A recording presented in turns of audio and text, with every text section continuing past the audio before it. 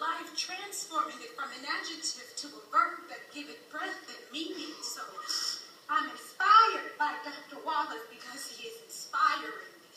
Academically speaking, I transform from norms and see more clearly through a multicultural lens that transcends my own identity towards the appreciation of others and their stories. Never a girl to be called a doctor.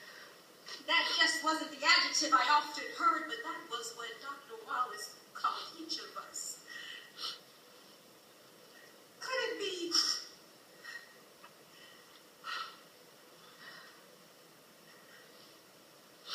Could that really be the fate for me? Or could he see my future, or did he just believe in me when I wouldn't take another look when he gave me a completing your thesis or dissertation workbook? I'm inspired. I'm inspired by his teachings. The lack of knowledge I once possessed about law, culture, and theory wasn't because I was deficient, but that I was a vessel that needed filling.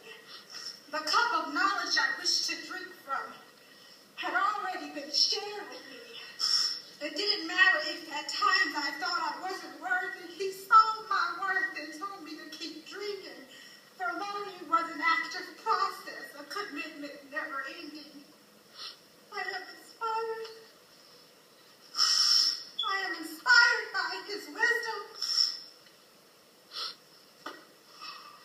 There was never a dull moment of lack of interesting things he would say.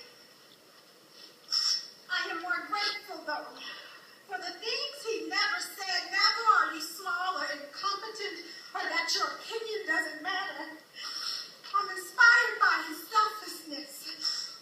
I told myself I would thank him one day, and I knew it has to be this place and this way.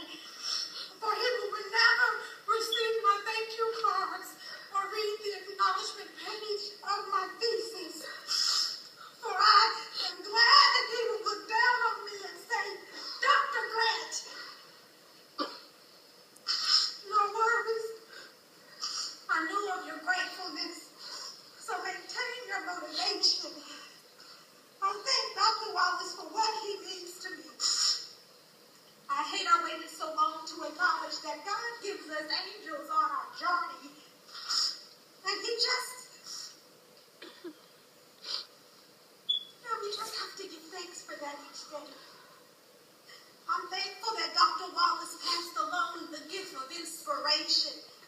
And I hope we all will pass it along.